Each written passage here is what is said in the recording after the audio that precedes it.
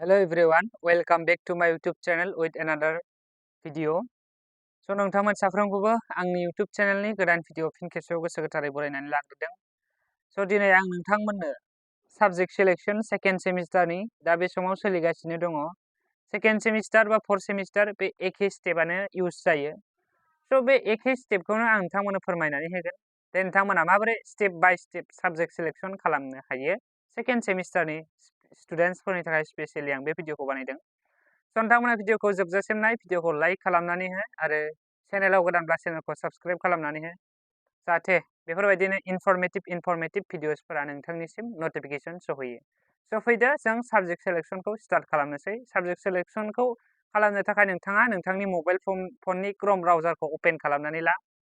बे ओपन खालामखांनायनि उनाव नोंथाङा सार्च खालामब्लानो जाबाय bunip.samart.edu.in।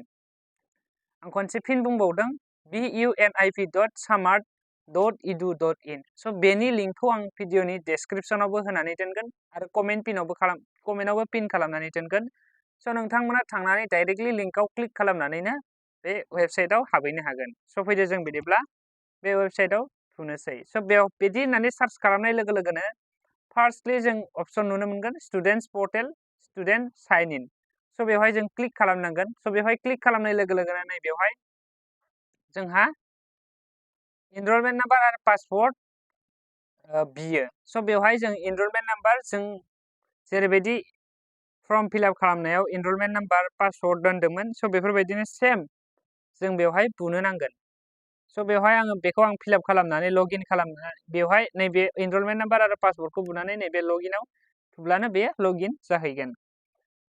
So फैदो आं लगइन खालामनोसै। So आं बेवहाय एनरलमेन्ट नाम्बार आरो पासवर्डखौ बुनानै लाबाय, बेनि उनाव आङो लगइनआव थुबाय। So लगइनआव थुनाय लोगो लोगोनो बे लगइन जाबाय। So बेवहाय जेबो थुनो नाङा, नै बेवहाय BU बे जुदि आर्ट्स बाथाय BA ओंखारगोन बेवहाय बेचेलर अफ आर्ट्स, जुदि साइन्स बाथाय बेवहाय बेचेलर अफ साइन्स ओंखारगोन नै बेवहाय। So जियानो जादोला नैबे क्लिक हियार नोंथांमोनाबो अपसन मोनसे नुनो मोनगोन नोंथांनि मबाइलावब्लाबो बे सेम माबायानो गेवगोन। आं दायो बे समाव लेपटपआव बानायगासिनो अब्लाबो बे सेम प्रसेसआनो ओंखारगोन नोंथांमोनावबो। So नोंथांमोना नैबे क्लिक हियाराव थुदो। जेब्ला क्लिक हियाराव थुगोन अब्ला नोंथांमोना एसे गाहायाव बा नोंथांमोननि मबाइलाव डाइरेक्टलि शो जाखागोन नैफोरबायदि click here to select your course. So बेखौ सेलेक्ट खालामनो थाखाय नैबे click here to select your कोर्सआव क्लिक खालामनानै होनांगोन। जेब्ला जों बेवहाय क्लिक खालामो बेवहाय साबजेक्ट सिलेक्शन खालामनायनि इन्टारफेस फैगोन।